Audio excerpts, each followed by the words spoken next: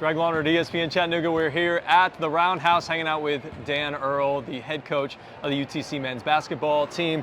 Coach, year two here for you, second season at UTC. What has been the biggest difference between year one and year two?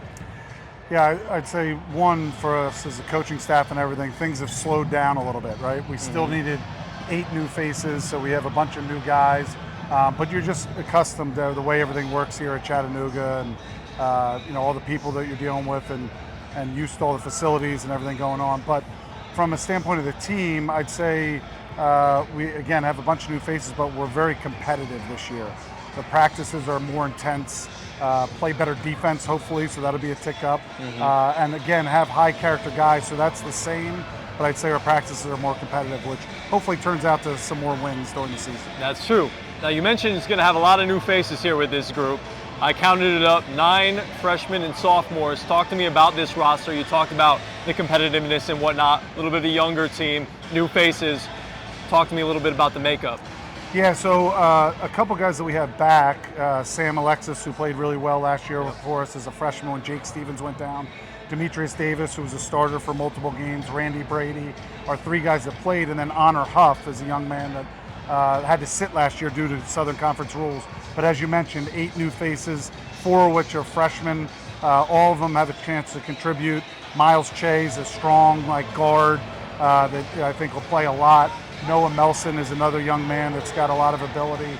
And then 4 transfers, 1 Trey Bonham may have to sit. We're still trying to figure that out. He was with us at VMI, went to Florida, and then transferred back here to Chattanooga. And then we have Jan Zedek, who's a big man from Pepperdine.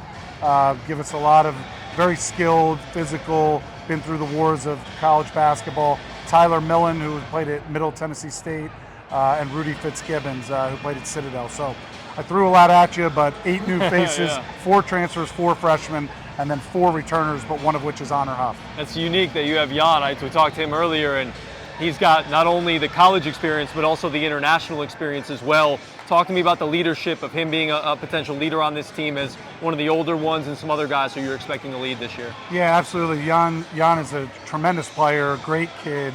His father played at UCLA back in the day, won a national championship. Absolutely. Yeah. And Jan played some international ball, certainly growing up, and then won a gold medal this summer. So he's been awesome. He's skilled. He can shoot the ball. I don't know if he shoots it as well as Jake Stevens, but he can certainly make threes. And he's very physical. He's a strong kid. Not only that, but you mentioned the leadership. His voice is the one we hear him and Tyler Millen both the most on the court. So them bringing that leadership and defensive presence and kind of helping the young guys will certainly help. But you mentioned who else would help. Tyler Millen's another guy that really defends and rebounds the ball, can also make shots, which helps everything. And then I mentioned 2 of the guys, Miles Che and Noah Melson, that have a chance to earn big minutes early. So from the newcomers, those are some of the guys that stick out. Now, how about replacing a guy like Jake Stevens? You've already mentioned him a couple of times. It's been, 18 years since you've coached without Jake Stevens? He's been with you for a long time. Yeah. Now it's going to be first year in a while without him.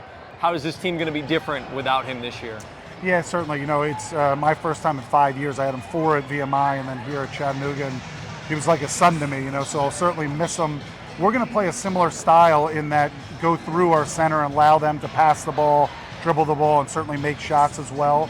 But yeah, we tweak it a little bit because Sam Alexis, and again, a young man that as a freshman last year gave us valuable minutes, is super athletic, he's an elite rebounder, and he can stretch the floor as well, and then Jan Zedek being the other guy. So we'll play similarly, but you might see some tweaks in that Sam Alexis will dive to the basket more, those kind of things, rather than pop on the perimeter as much. So I think we'll do it a little bit by committee, but we're excited about a lot of the pieces that we have. As are we, to watch it this year as well. What's your favorite thing about the game of basketball? I'd say 2 things. One, I competed all my life, played it for a while, so just to be around and being willing to, and able to compete still is awesome. But also I think it's a great game and all the lessons that it teaches you. And I had a lot of coaches that helped me, prepare me for life after basketball. So the fact that we can make an imprint on young guys' lives and all the lessons that they learn, whether it be teamwork or hard work or dealing with adversity, basketball gives you, and sports in general, give you all those life lessons that help you to become successful after life. So to be around the game that I love and did so much for me is is a blessing. Now, I was going to ask you what made you want to become a coach as well, but I feel like that answer was sort of tied into why you love the game. But what made you want to become a coach at the end of the day professionally? Yeah, I think a lot of those things, right? Again, the game allowed me to play and earn a scholarship and then play afterwards, travel the world. It's given so much to me. So to give back, and I mentioned a lot of people had a major impact on me as a human being and, just help you with life and navigating all those things. And we try to pass that along, right? As an adult, like, you deal with life, you have your kids and what they're dealing with, and, somebody gets sick in your life or someone passes away or you lose a job, all those things, they show up in basketball, the adversity that comes with it and all the attributes you need to be successful. So again, to be able to stay in it and kind of give back, I think that's a big part of why I do it. Huge part of it. Love that answer. All right, last one, Coach. If you were standing in front of a bunch of kids right now and they wanted to be playing for you here at UTC or playing at D1, the D1 level, what advice would you give them to be here? So I'd say, hey, first and foremost, you got to be good, right? So you got to get in the gym and work on your craft. Everybody wants to be good, but how many kids are in the gym working on their craft?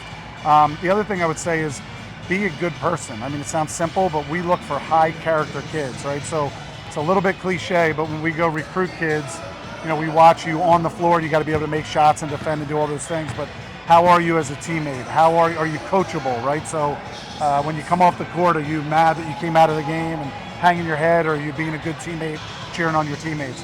All that stuff matters. And again, it sounds like a cliche, but we watch all that. So yeah. I'm proud to coach really good guys, and I think some people, the team are guys that the community can be proud of, and that's what we're looking for recruiting young men as well. Can't wait to see it this year. Dan Earl, head basketball coach of the UTC men's basketball team. Again, I'm Greg Larnard. This is ESPN Chattanooga 95.3.